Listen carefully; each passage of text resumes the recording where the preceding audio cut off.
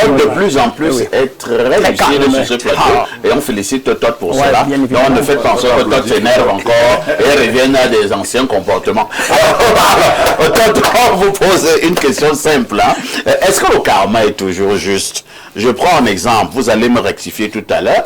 Est-ce que Parfait ici, qui est sur ce plateau, lui s'est toujours comporté de manière positive en général, mais maintenant son père était un très grand méchant. Il mangeait les gens au village et ainsi de suite, il a tué les enfants des gens. Et vous m'avez dit sur ce plateau que bon, vous recevez les charges que portaient vos parents, vos arrière-grands-parents. Et maintenant si Parfait paye pour les torts commis par ses parents, mais c'est pas moi qui, quelqu'un d'autre de sa famille, est-ce qu'on dira encore que ce karma est juste?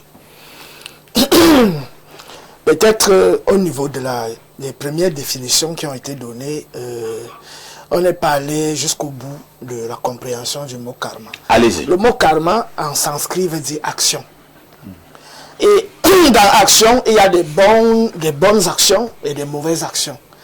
Et devant action, devant karma, il y a ce qu'on appelle dharma, c'est-à-dire les normes à suivre. Pour poser des bons actes et éviter les mauvais actes. Donc, le karma va avec le dharma. Le dharma, c'est l'ensemble de codifications morales, comme on appelle chez nous les interdits. Voilà. Donc, karma veut dire fondamentalement action. Chez les Grecs, ils parlent de aitio theti. Aitio theta, autant pour moi. C'est-à-dire la loi de causalité. La causalité, c'est l'acte. Maintenant, il y a deux types de causalité. Il y a la causalité intérieure et la causalité extérieure. La causalité intérieure, c'est l'ensemble des actes que nous posons consciemment ou inconsciemment.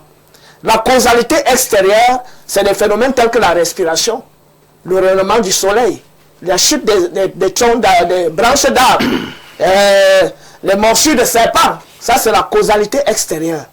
Donc, les deux causalités s'imbriquent. Et là, c'est là où on en vient donc à ce que tu dis. Il y a des actes posés par des individus et il y a des actes posés collectivement. Voilà. Donc, à partir de ce moment, on commence donc à faire la part des choses. Donc, quand on a compris que karma signifie action, bonne ou mauvaise, et on paye donc en fonction des actes qu'on a eu à poser. On peut donc recevoir des bonnes rétributions, tout comme des mauvaises rétributions. Tout à fait. En ce qui concerne le karma individuel, l'ensemble des émotions que nous émettons, qui peuvent être des actes de jalousie, de convoitise, de cupidité, de désir démesuré, de gentillesse, et de gentillesse aussi, ou même d'amour, etc. Les actes psychologiques qu'on pose en ce qui concerne la prise des décisions, les jugements, et d'ailleurs là je ne suis pas d'accord avec Jésus, qui dit ne jugez pas parce que lui-même il a jugé. Race de vipères, race d'hypocrites. Si tu ne suis pas ma voix, on doit t'attacher la pierre au cou, on te jette au fond de la mer. Il a même insulté les gens. Donc, il ne doit pas nous donner les leçons. Il ne doit pas nous donner les leçons à ce niveau. Et lui-même il dit qu'il va venir juger les gens. Donc, il ne peut pas nous demander, nous interdire de juger. Parce que aussi longtemps que nous sommes dotés d'une conscience, nous devons juger. Évaluation. Et c'est pour ça qu'on parle du jugement dernier dans leur livre. Pourquoi le jugement existe? Le jugement existe parce qu'il y a une conscience, c'est-à-dire qu'il est capable de faire la part des choses. Et autant dont le jugement est divin, autant il est humain, autant il est même animal. Donc, les histoires de ne juger pas que vous soyez jugés, c'est ça même qui a créé tout le désordre qu'on voit aujourd'hui. On voit les gens faire du mal, on dit non, ne les jugez pas, ce qu'ils font est bien. Donc, j'évolue donc en disant, la causalité intérieure nous incombe autant qu'elle incombe à la famille. C'est-à-dire que les actes que le père a posés vont te suivre parce que tu es lié à lui génétiquement. Les actes que tu poses vont aussi éclabousser la famille.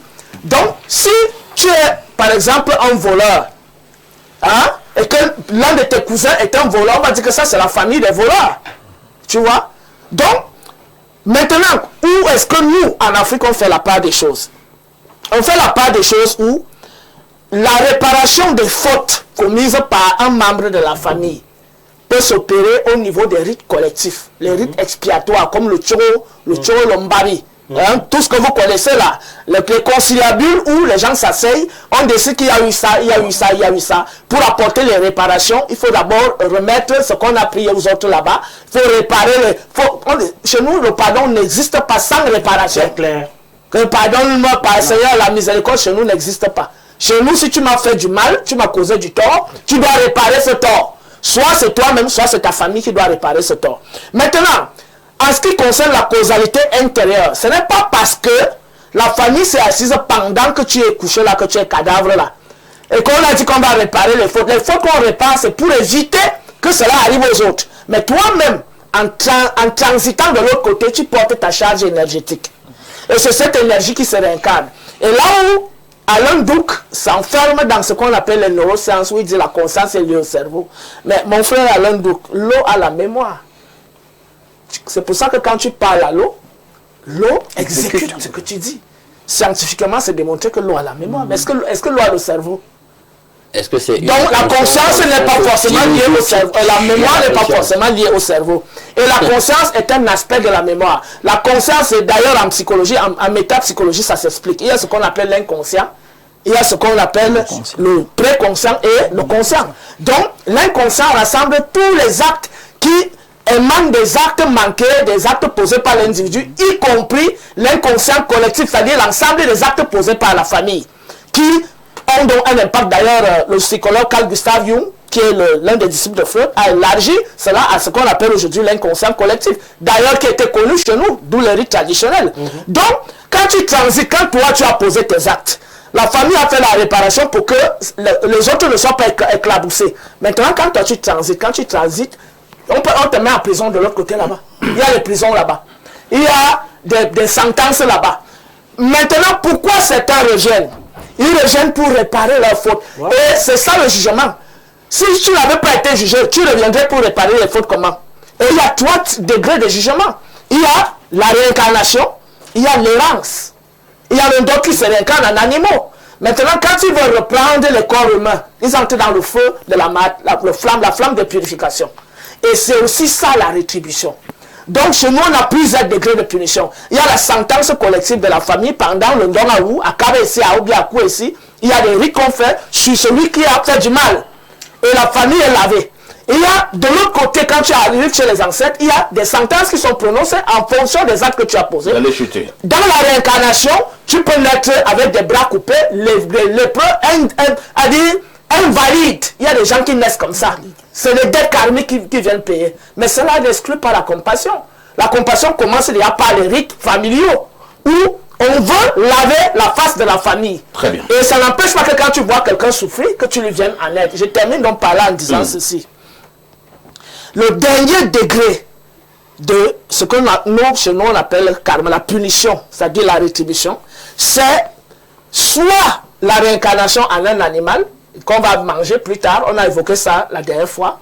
Maintenant, quand cet animal va être tué chaque fois, être mangé, il aura envie de revenir dans un corps humain. Maintenant, avant d'entrer dans le corps humain, c'est la flamme qui l'accueille. Boum! Donc, on le purifie par la flamme. C'est ça que les autres ont récupéré en disant que c'est l'enfer. Tu comprends? Maintenant, quand tu as, à partir de la causalité intérieure, posé des actes positifs, à partir de ton potentiel intérieur, suivi le dharma, les lois, la mat, tu deviens donc, sur la base de ta propulsion intérieure, ce qu'on appelle chez nous Aku, un cook, être de lumière. Je suis assis. Ça, les deux voies, tu ne me vois pas là. Toi, tu étais quoi? Animal, plante, mais tu étais quoi avant?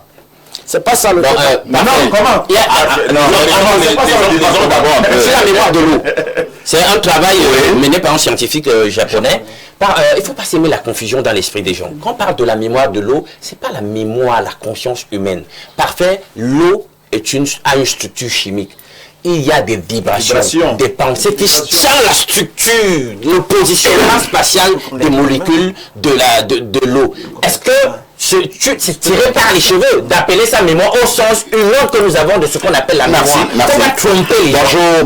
Bonjour, parfait. Je suis victime d'une paralysie due à un AVC. Je suis pourtant une bonne âme, très généreuse, toujours à l'écoute des autres. J'apprends que c'est l'esprit de stagnation qui, par jalousie, me freine. Que faire pour ne plus être attaqué? C'est Mani de Yassa qui envoie cette contribution. Oui, maître Branaveur.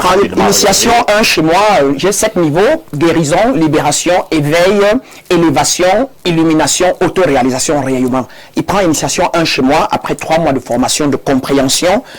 Son état énergétique change. Merci. Bonjour, Monsieur Parfait, ici, le corps de la modération.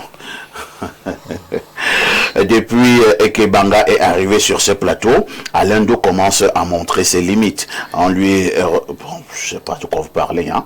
On lui révèle systématiquement ses contradictions. Il commence à comprendre qu'il faut apprendre l'humilité devant des vrais experts du domaine. Quand les chrétiens étaient majoritaires sur le plateau, ils ne se plaignaient pas. Maintenant, ils vont revendiquer de parler le dernier et donner l'impression que toi, Parfait, tu es partisan des Kémites. Bref, c'est toujours un régal d'écouter Ebanga et le docteur Kémoui. Chapeau à vous, c'est Valérie depuis Damas qui envoie cette contribution. Un autre message ce jour, hein, c'est Pierre depuis Douala. Voici ce qu'il dit. Bonjour Parfait ici et bonjour au panel, spécialement à Tot. Vous serez châtiés jusqu'à la 7e génération. N'est-ce pas un karma? Merci de poser ma question à Alain Douk. Bien.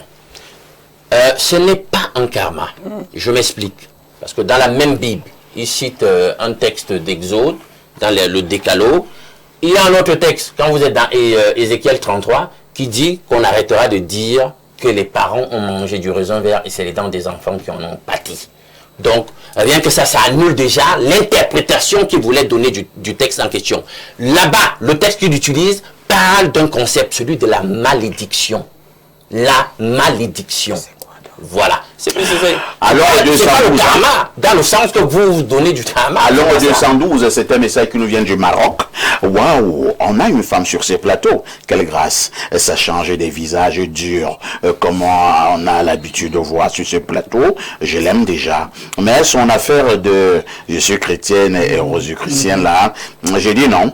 Monsieur Ebanga a dit, je cite, la conscience qui s'élève attirera toujours la bénédiction. Qu'entendez-vous par la conscience qui s'élève, tonton Knox?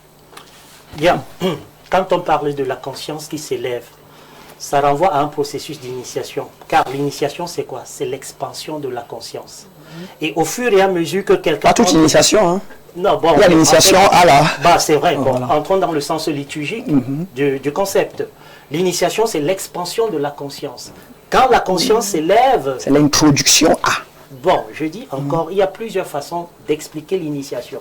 Entre autres fonctions de l'initiation, c'est d'élargir la conscience. Parce que ce qui caractérise ou distingue le maître ou l'initié du profane, c'est que l'initié a une conscience élargie, mais pas élevée forcément. Bon, maintenant, c'est par l'élévation qu'on peut mieux admirer et percevoir l'étendue du soleil. Et c'est pourquoi donc il faut croître. La nature parle. Quand vous observez la nature, vous allez comprendre qu'il y a une règle fondamentale de la nature. C'est que tout ce qui se manifeste à la vie cherche à s'élever, à grandir. Les arbres poussent. Nous naissons, on est enfant, on pousse. Au fur et à mesure que la conscience croît, elle acquiert davantage d'aptitudes et ce sont ces aptitudes qui sont converties en bénédiction. Bonjour à vous, thème très intéressé. Peut-être que vous voulez dire très intéressant. Parce que intéressé là, ça va donner autre chose. Thème très intéressant. Le karma étant la conséquence de nos actes opposés. Est-ce la progéniture du bourreau qui subit le karma ou le bourreau même? C'est quelqu'un qui envoie ce message des dégâts.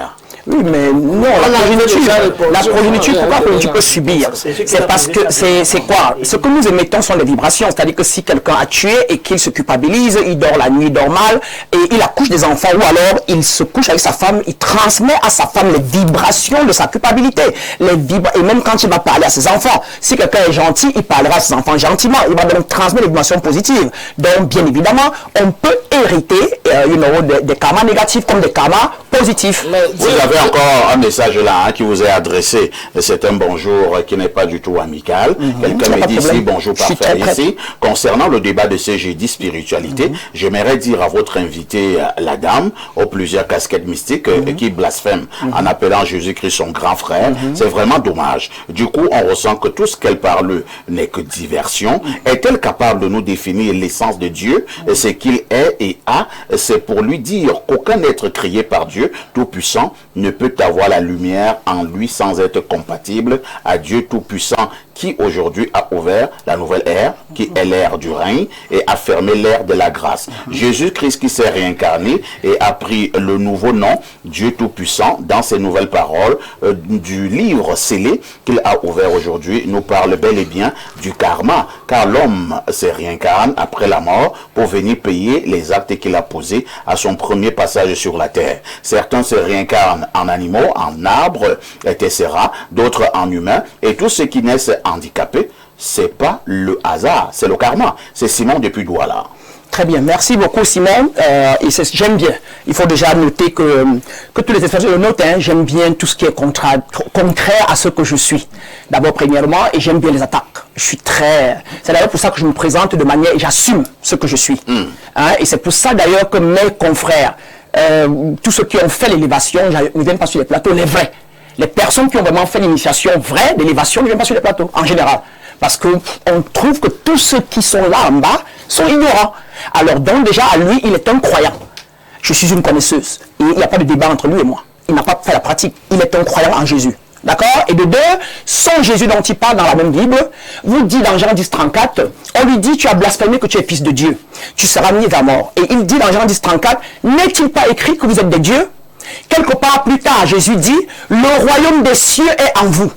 Quelque part d'autre, il dit, mon peuple périt par manque de connaissance. Et dans la Bible, il n'y a pas la connaissance. C'est un ensemble d'allégories et d'histoires, écrites en métaphore et en parabole et mis en place afin que les êtres humains viennent à l'intérieur s'inspirer et utiliser des consciences à l'intérieur pour pouvoir avoir un miroir. Je vais finir. Oui, je vais finir rapidement. Et donc, j'ai utilisé Jésus, l'histoire de Jésus pour m'élever, en me purifiant. Et le même Jésus nous dit, si vous croyez en moi, donc il est venu en homme et en chair pour nous démontrer que les hommes que nous sommes pouvons donc sur le plan terrestre nous élever et fusionner avec notre nature divine. Et il dit, si vous croyez en moi, vous ferez comme moi et plus que moi. Qui veut donc dire à ce monsieur, je suis une déesse de la lumière, comme mon grand frère Jésus, et certainement même plus que lui. Et même plus que lui. Et là, ça vous dites que Jésus est votre frère. Il n'est pas chrétien. Comme lui est plus que lui. Il y a la chute de son message. Bon, ouais, et il y a d'autres qui veulent intervenir depuis un certain temps. Je voulais dire que Brana a dit quelque chose là qui est peut-être très dangereux. Pourquoi? Parce il s'agit de quoi? Quand tu as dit la culpabilité, tu as tué et que tu te culpabilises, ça va rejaillir. Mais ça veut dire que si tu ne te culpabilises pas, ça ne va pas rejaillir. Et c'est là où je dis, tout n'est pas... Il y a deux causalités. C'est pour ça que quand j'ai expliqué ça, il faut voir les choses au niveau de... Il y a l'immanence et la transcendance. Il ne suffit pas de se culpabiliser ou de ne pas se culpabiliser. Le problème, c'est que quand tu mets le doigt dans la prise électrique, que tu le veuilles ou pas, le courant te frappe, vrai ou faux. Donc il y a une réalité qui transcende notre immanence. Cette réalité, elle est donc transcendante. D'où on dit la loi égale loi. Donc chacun doit avoir des limites et des délimitations. Quelqu'un me dit ici, c'est un message qui nous vient du 213, il s'agit de l'Algérie. Bonjour Perfecto, nous allons donner des preuves comme au quartier. Si un homme est infecté par le VIH et il enceinte une femme, le VIH sera transféré à cet enfant. Si un homme a la maladie du Charcot, le diabète, l'épilepsie ou une malformation génétique, ces maladies seront transférées à leur enfant lors de l'accouplement. Si un homme riche meurt, son héritage sera transféré à ses enfants. Si un homme a commis trop de mal, les conséquences seront transférées sur ses enfants.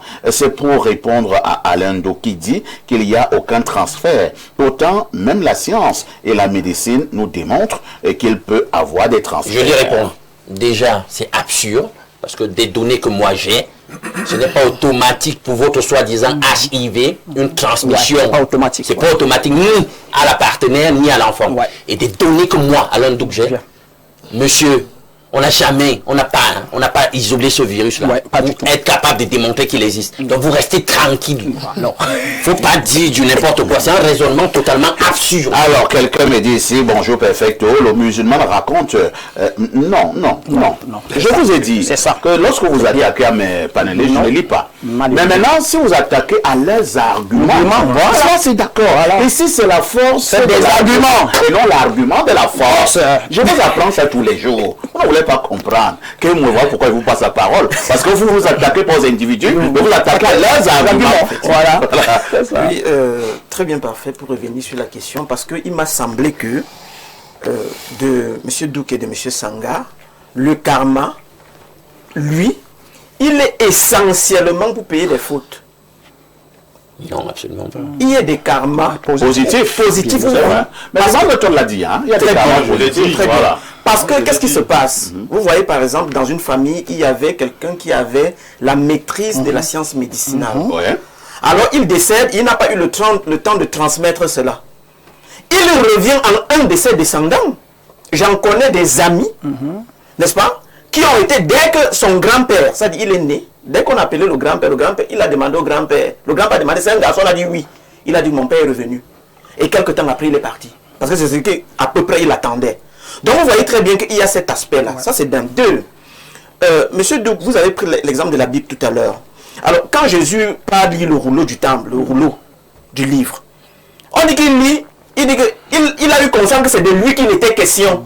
Vous pouvez m'expliquer ça comment? Puisqu'il a conscience que c'est de lui qu'il était question, ça veut dire que cette venue-là était annoncée. Nous sommes d'accord. Et le livre d'Ésaïe qui supposément l'annonce, puisque le livre d'Ésaïe ne l'annonce pas, mais les chrétiens disent que c'est le livre d'Ésaïe qui l'annonce. Mais si le livre d'Ésaïe l'annonçait, ça veut dire que, et c'est pourquoi vous allez voir, même avec le cas de Jean-Baptiste, qu'on dit c'est le Élie qui est revenu, vous voyez qu'il y a donc cette question de la causalité là. L'âme qui pêche, c'est celle qui mourra. Pourquoi? Ce n'est pas un karma, c'est bien un karma, si vous voulez aller dans ce sens-là. Donc, pour dire ceci que, quand nous rentrons dans la conception africaine, et le Top l'expliquait très bien tout à l'heure, quand nous rentrons dans la conception africaine, vous allez comprendre que, l'être humain, quand nous venons, donc c'est pourquoi on dit que les catholiques me disent, j'ai péché par omission, par... Ils ont un ensemble de choses, par pensée en parole et par omission. Pourquoi par omission? Oui, parce qu'il y a vraiment péché. Parce qu'il y a des Pourquoi je suis plus la Vierge Marie, les anges et tous les saints. Et quand on dit oui, j'ai vraiment péché, on fait que oui, j'ai vraiment péché. Mais à culpa. Mais à culpa. Alors les chrétiens, ça prie. Hein. Mais sauf que la Vierge Marie ne pourra rien faire. Ça c'est bien. Sauf que Jésus, chez qui vous confessez, ne pourra rien faire. Parce que nous sommes en tant qu'individus responsables. Il y a la question de la responsabilité. Et c'est pourquoi... C'est comme l'adage en Afrique dit, le chien qui a mangé les œufs, qu'il le paye. Qu'il paye. Il y a la question de la responsabilité. Ce karma-là, il est aussi radical. Hein? C'est pourquoi... Il n'y a pas de pardon. Non, c'est l'homme qui se pardonne en faisant l'action retour. C'est pourquoi il y avait donc l'initiation. Parce que quand on initiait il faut toujours préciser, initier à quoi? Il faut toujours préciser ça aussi. Hein? L'initiation en Afrique noire, parce que... À quoi? Je vais vous dire une chose. Il y a plusieurs... Parce qu'il y a plusieurs initiations, non? Plusieurs cercles d'initiation. Voilà. Initiation, il y a plusieurs cercles d'initiation. Alors, l'initiation donc africaine permettait notamment, je ne veux pas citer toutes ces initiations-là, permettait à l'homme de se reconnecter à son essence propre. Ça veut dire que quand je m'initie, je me reconnais à moi-même. J'ai donc la capacité, puisqu'il prenait l'exemple de l'enfant qui est mort du cancer à bas âge. Bon, si on était dans un contexte africain, cet enfant-là, on devrait donc détecter que voilà un enfant qui est revenu avec un cancer et on le prend en charge. Donc il n'y a pas une fatalité dans le karma. Le karma n'est pas fatal. Le karma donc te permet justement de venir et de retrouver l'état que tu devais avoir. Parfait, puisqu'il m'a fait les Grecs s'il te plaît. Je suis pas le problème à épingler. Le problème avec l'Afrique de je parle et puis je sors, c'est ça. Et que M. Sango ou M. Douk ne peut pas comprendre le karma, c'est que justement, les cercles d'initiation qui avaient, n'est-ce pas, le devoir de reconnecter l'homme à cela, à lui-même, sont en train de disparaître, ou bien les Africains sont en train de s'en éloigner, et ça fait qu'on entre dans le problème que nous avons aujourd'hui. L'imam Cheikh Ali pense qu'il doit préciser une ou deux autres choses. Parfait. Si un individu vole un téléphone portable, on le condamne à 5 ans d'emprisonnement. C'est son karma. On le condamne parce qu'il a volé un téléphone portable. Maintenant, mes frères africains là, eux qui sont revenus sur l'apparence humaine pour payer le karma, ils ont fait quoi dans leur vie antérieure? De un, de deux, ils étaient de quelle nature? Étaient-ils des animaux ou étaient-ils des plantes? Maintenant, si c'est un animal qui va se réincarner, comme toi tu as dit, sous l'apparence humaine, l'animal a fait quel péché pour venir payer quoi? Si c'est une plante qui va se réincarner sous l'apparence humaine, qu'est-ce que la plante a fait comme péché pour se réincarner dans un corps? C'est ça le problème, ça dit que moi je pose la question, la personne demande de quoi la semaine passée. Je pose la question, et Banga est là, quel moyen là, toi est là. Vous étiez de quelle nature avant d'être des humains? Vous étiez quoi? Un. De deux, vous êtes devenu payé. Vous êtes réincarné. Vous avez commis quel péché? Vous faisiez quoi? Parce que vous n'avez plus la conscience. Parce que je réponds à la question. Premièrement, vous avez 1 minute et demie. Oui, il a été dit ici que le mot karma chez nous peut-être a disparu, mais chez moi, chez les étoiles, on dit marni. Dans marni, on a yarna, payé, et on a yarni, dit au revoir. Donc marni, ça veut dire la rétribution. Et il demande le mot de combat. Marni, ça dit ce que tu fais là, tu auras la rétribution. Maintenant, il faut répondre à Tchekali. Oui. Tchekali, ce n'est pas seulement l'homme qui a la conscience. Parce que dans ta tête là, comme tu es musulman là, tu crois que la pierre... J'ai dit que tu étais... Oh là là. Est-ce que je suis en train de te répondre? Tu es c'est tout ce qu'il doit avancer. Il est mort, il a fait du répondre. Tu étais quel animal ou quel... Il a compris, il va répondre. D'accord, vas-y. J'étais en train de dire que la conscience est d'abord une, et elle se spécialise en minéral, en végétal, en animal, en humain et en astral. Oui. La conscience est évolutive. Oui. Quand la conscience est involue de l'homme, elle rentre vers l'animal, elle évolue de l'animal vers le végétal et au fur et à mesure, elle régresse. Donc c'est pour ça que pour recommencer le processus d'évolution, il faut passer par la vibration qu'on appelle le feu. Donc tu ne réponds pas à la question. Il a répondu. Non, il est est-ce qu'il a répondu? Il a répondu. C'est Alain maintenant qui veut reprendre la parole. Allons-y Alain. Oui, parfait. Je serai très court. En 1 minute. Quel mot, c'est ce que vous faites tout le temps dans ce débat. Vous prêtez aux gens des choses qu'ils n'ont pas dit. Comment vous pouvez être un expert et vous me prêtez des mots que je n'ai pas dit? Je n'ai jamais dit ici que le karma était exclusivement négatif. Quand j'ai dit ce qu'un homme aura sémé, il le moissonnera aussi. Est-ce qu'on ne moissonne on ne sème que le négatif? Quand j'ai dit, si vous voulez que des hommes vous fassent du bien, faites-le de même, du bien. Quand j'ai dit que si vous êtes habité de bonnes vibrations, de bonnes pensées, de bonnes émotions, vous serez rétribué à la hauteur de ce que vous avez exprimé comme vibration de vos émotions. Ce n'était pas négatif. Apprenez à écouter. Quel est ce savant qui ne connaît pas écouter? Merci. Maintenant, sur le sujet de Jésus, écoutez, ça s'appelle la prophétie. Jésus est Dieu. Or, dans ton paradigme, ça n'existe pas. Il n'est rien. Parfois, vous dites qu'il n'a pas existé. Or, bibliquement, il est Dieu, il est omniscient. Donc, du coup, c'est une prophétie qui prend effet et corps avec lui. Il dit donc, en lisant le rouleau, ce texte, avant que je sois dans le monde, par Esaïe, je vous ai annoncé que je venais et je suis là et j'accomplis ce que j'avais dit. J'ai une autre... Oui, allons-y d'abord. Ebanga, et là, c'est vrai que vous avez ce que vous voulez dire, mais moi j'avais une autre question. Depuis la nuit des temps, il existait des guerres, n'est-ce pas?